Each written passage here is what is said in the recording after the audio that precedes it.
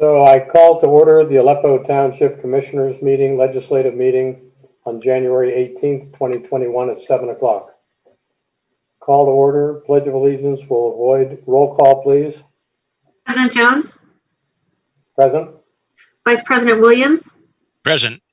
Commissioner Dara? Commissioner Richard? Oh, I guess we lost the video. Went with the He video. was here. Commissioner Haluka? Still here. Solicitor Stone? Here. Harlan, would you please discuss the format and the protocol? Yeah, so this meeting, we continue to operate under those guidelines and those procedures laid out by the governor and the county under the emergency management process and procedures under COVID-19 guidelines. So that's all taken care of in Act 15, and we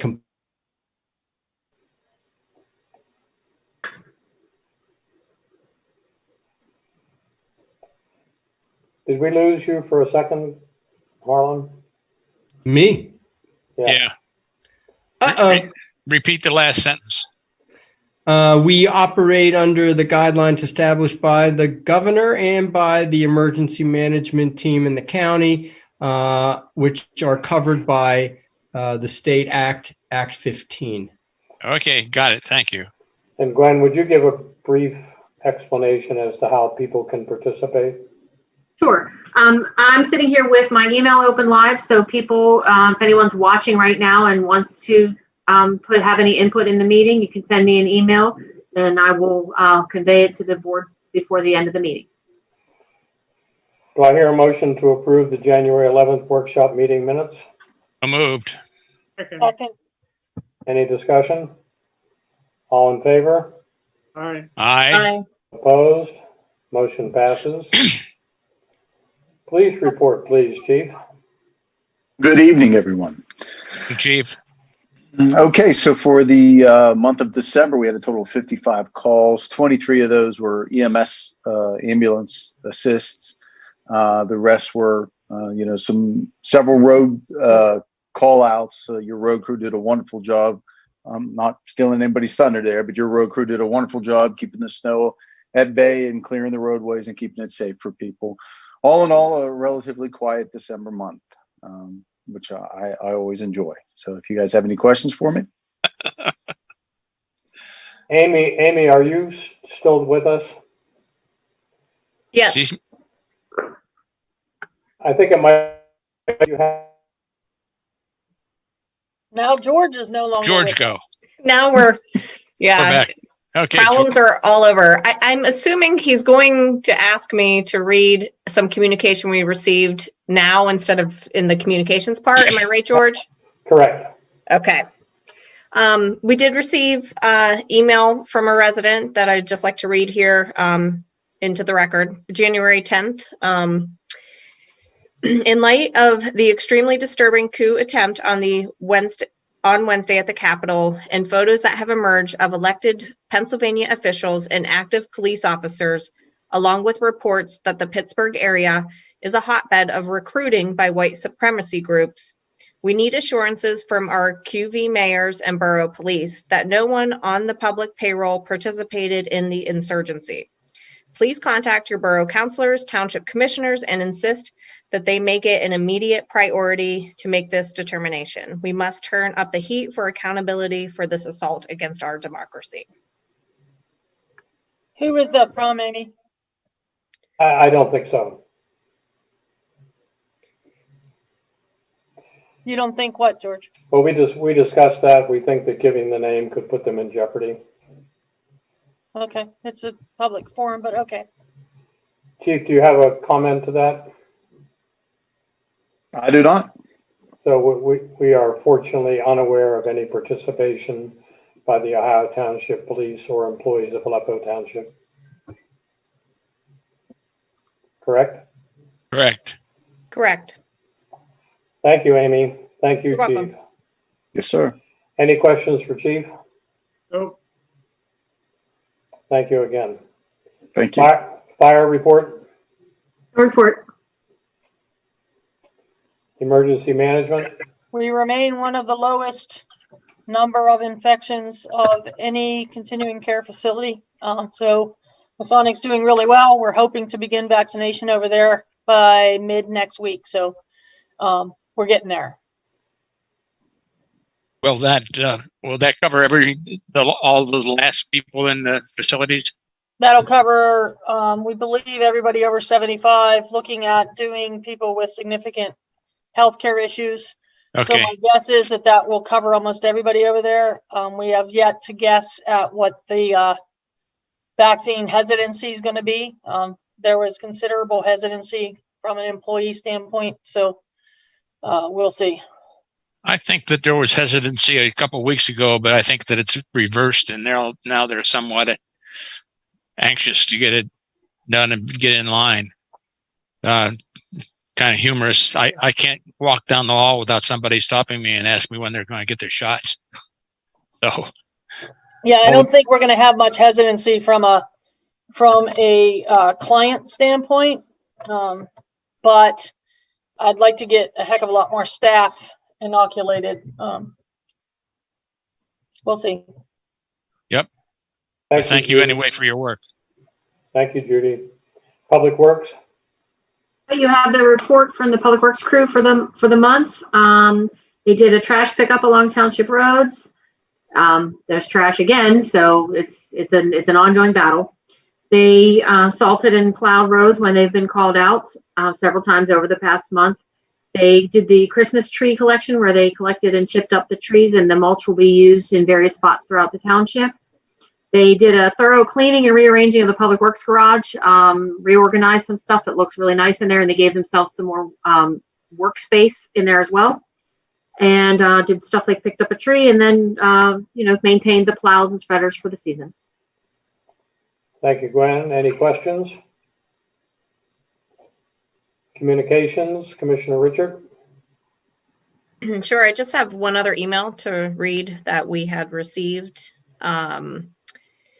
This was received January 11th. Amazon vans are still obstructing traffic by parking in inappropriate places on Deer Run to the extent that it poses a hazard situation for other drivers. Someone tried to make a left turn onto Deer Run, but an Amazon van was stopped alongside the grass triangle, obstructing his view of traffic coming from the heights. I videoed the van, but at that time he made his turn unsafely, I might add. There's going to be an accident there if something isn't done about their indiscriminate stopping anywhere they please. Again, we just wanted to share, to read it in the record. That was what was received, and we do meet with Amazon again next week. Thank you, Amy. Any additional comments? Planning and zoning. Gwen? The first item on the agenda would be the adoption of the resolution that adopts the updated 2020 joint comprehensive plan. That's the one that we've been talking about for a couple months, but now we actually have the resolution ready to go for you to adopt the plan, which is step one in our zoning ordinance process. Do I hear a motion to adopt the ASO joint comprehensive plan? I motion. Second. Any discussion? All in favor? Aye. Aye. Opposed? Motion passes. Do I hear a motion to approve the zoning ordinance revision proposal from HRG Engineering? Move. Is there a second? Second.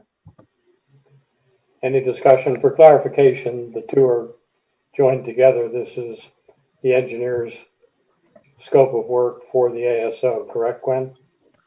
The scope of work for the township zoning ordinance revision. So there's the ASO plan is one document, and then the zoning ordinance is another document. So we've finished the first part, the joint comprehensive plan, and now we're moving away from the ASO and into the township zoning ordinance revision. Okay, so you need a motion on the second part? Yes, sir. So Yeah. moved. Is there a second? Second. Any further discussion? All in favor? Aye. Opposed? Motion passes. Mr. Treasurer, before you start, just a very quick glance at the treasurer's report. It appears to me that we were down about 240,000 from last year's revenues, which was predominant by the $185,000 bonus we got last year. But we were over budget in revenues for this year. So it doesn't appear that the COVID has smacked us too hard.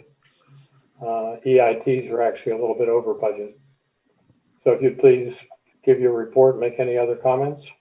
Yeah, so you should have received the report. As George kind of said, we were about 200,000 off from last year. But all things considered, we did quite well for the year. We collected almost $40,000 in taxes for the month of December. And as you can see, the graphs that we're showing you based on comparing to the budget.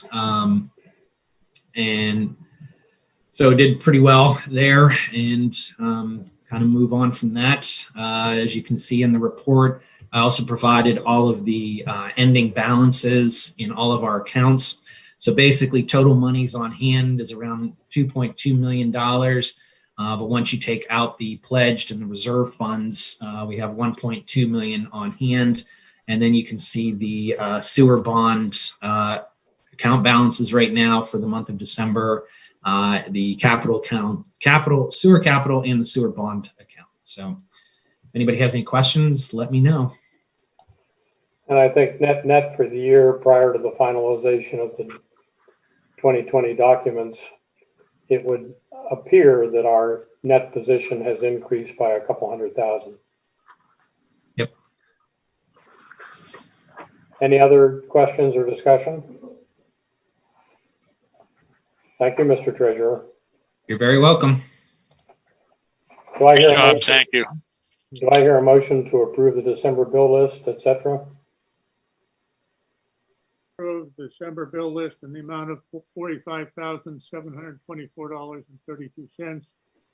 To ratify the December prepaid bills in the amount of $15,031.68. And to ratify December payroll transfers in the amount of $18,100.90. Is there a second? Second. Any discussion? All in favor? Aye. Aye. Opposed? Motion approved. Do I hear a motion to transfer funds? Motion to transfer 10,917.28 from the liquid fuels fund to the general fund, 7,438.54 from the liquid fuels fund to the general fund. Second.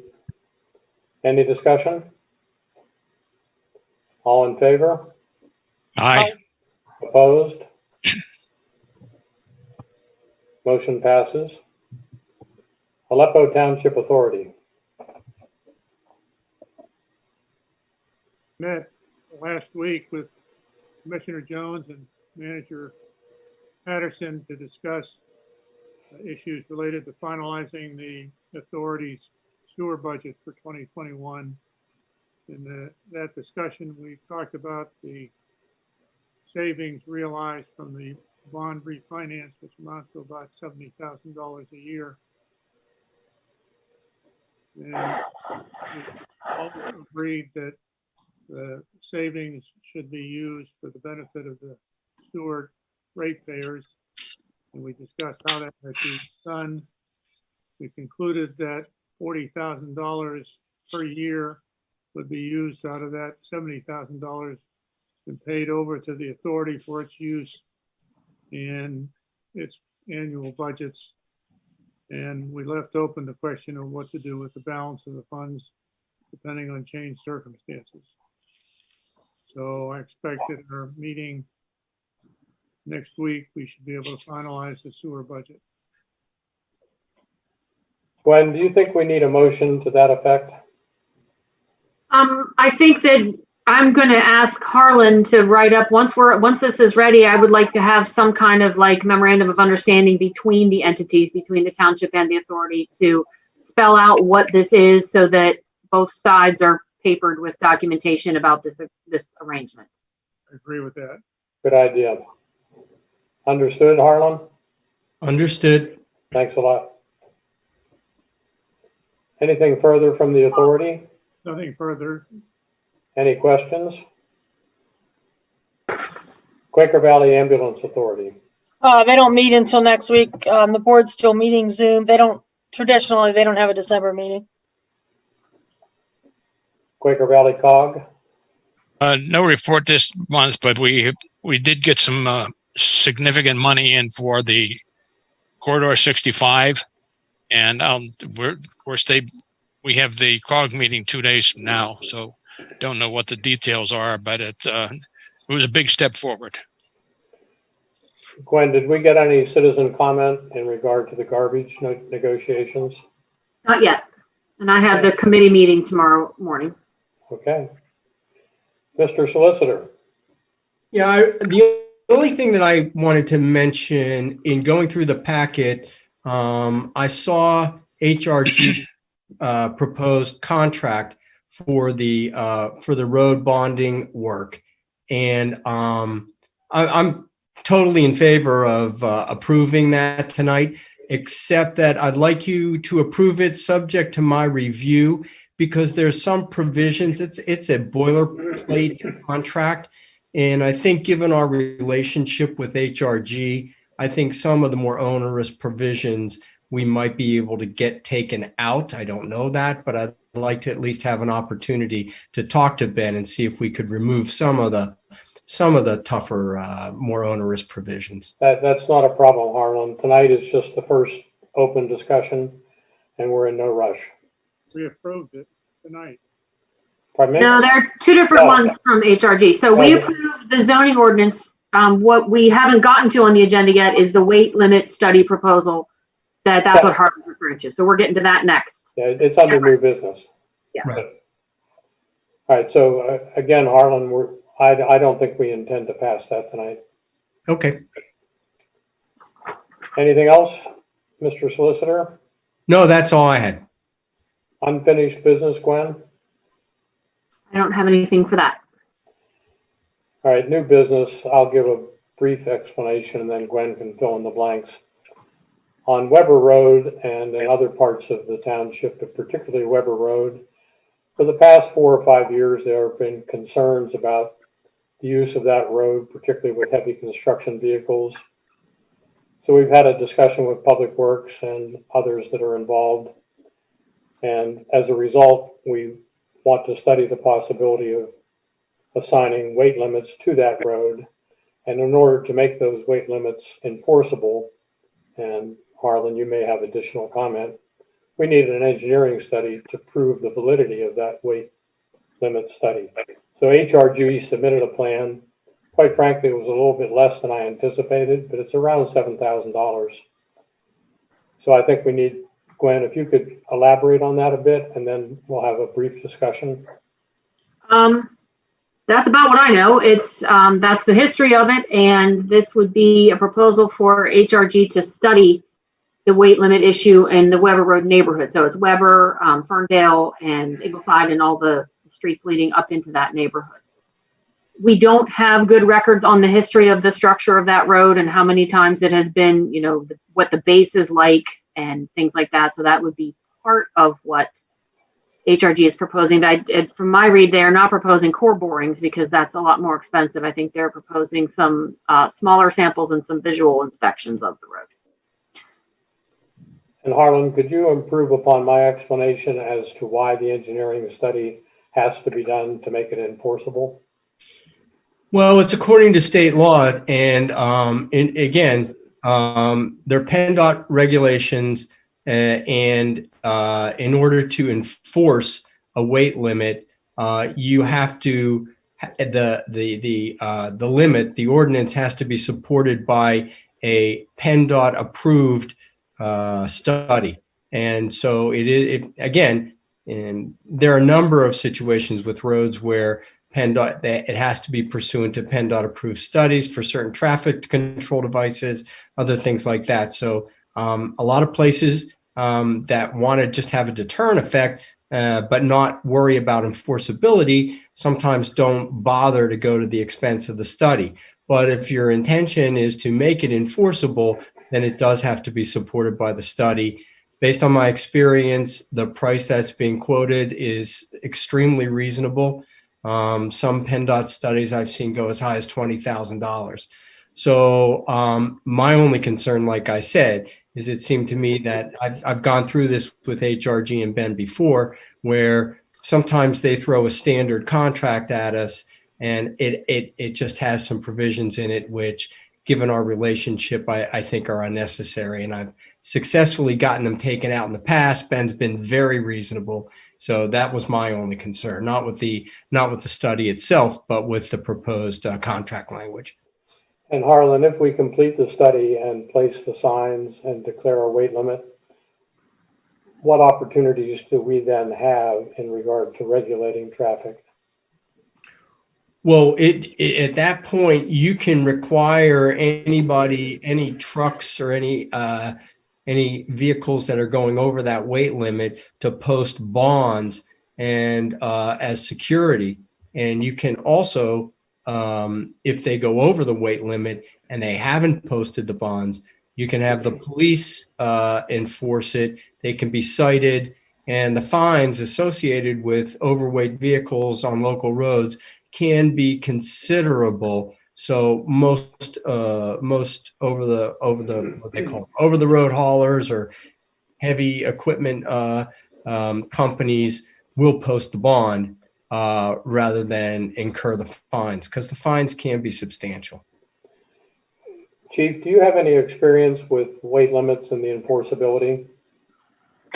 We do. We actually have, I have at least one officer, perhaps two. I forget if the other gentleman's certification is still up to date, but definitely for sure one officer that is certified in with our scales. We actually own a set of weighing scales for semi-trailers and overweight vehicles, and we have utilized them in roads throughout some of the other boroughs. So we can, on an overweight vehicle, we have two choices. One, we go and we weigh them on the spot, or two, we can request that they drive. We have some kind of setup on Neville Island where we drive them down there and weigh them there. You can have both requirements, but we do have the capability and the scales and officers to do it. That's good to know. Thank you very much. Mm-hmm. Any further discussion on the road weight limit? I think we'll analyze this a bit further. Harlan, have you review the contract, and we'll bring it to a vote maybe next month. Good. Is that okay with the rest of the commissioners? Yep. Okay, and Gwen, we had one other new business from Swickley Heights Manor. We did. We got an email today asking the board to consider a request to use the garage for the annual Swickley Heights Manor meeting. They are looking for a place to host a large contingent of people, and they're not sure that they're going to be able to get the elementary school like they normally do. So they asked us if we would be willing to let that meeting happen in our public works garage like we did for elections. I had asked some preemptive questions just to try to get some more information for tonight about how many people, how long would the meeting be, masks and social distancing, and would the manor be willing to pay or contribute to the cost of another round of sanitizing, because I explained that after each election, we shut the garage down the following day and had Vactronics come in and sanitize, and it was about $2,200 each time for the garage.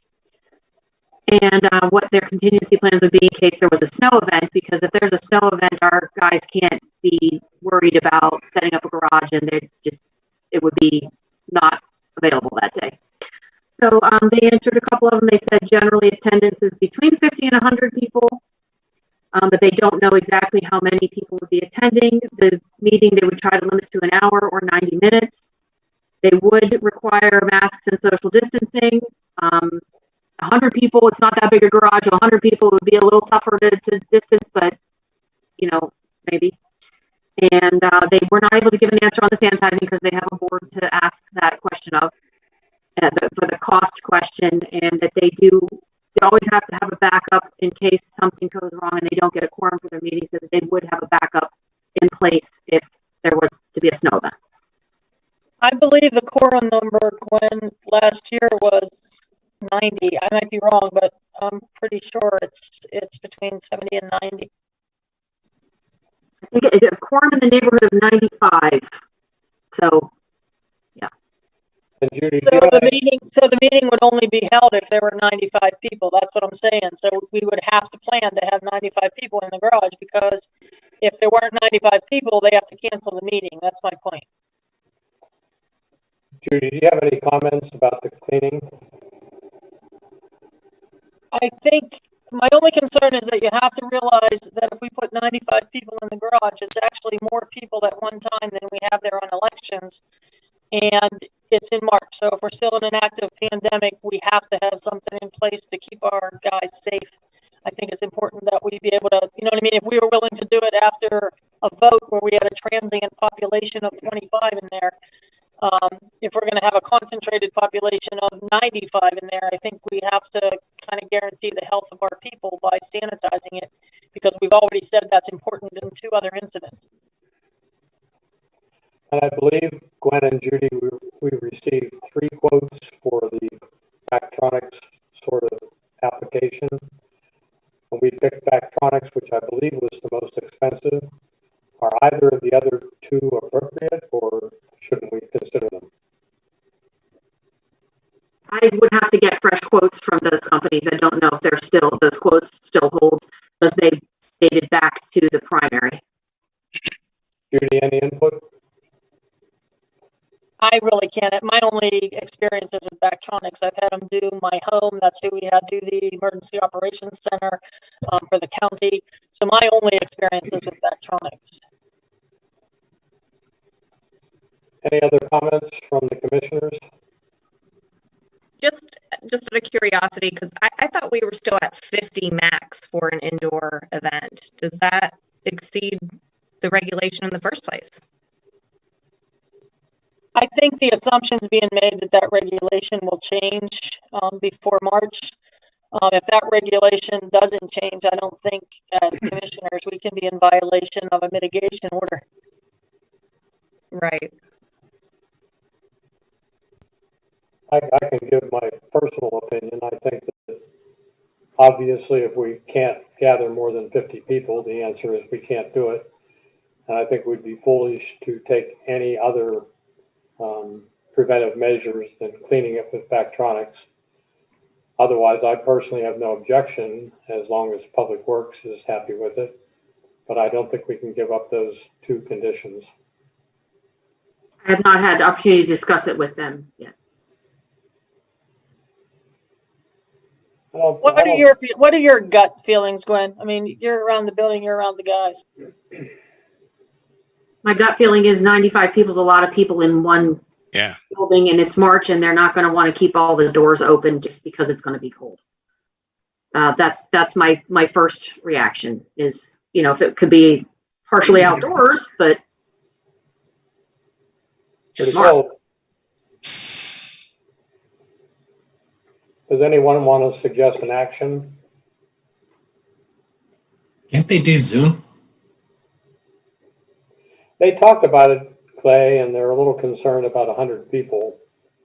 Well, Zoom, you can have up to 300. And as long as people are registered, that creates the quorum. Yeah, I just did a conference with 270 on Zoom, and it actually went pretty well.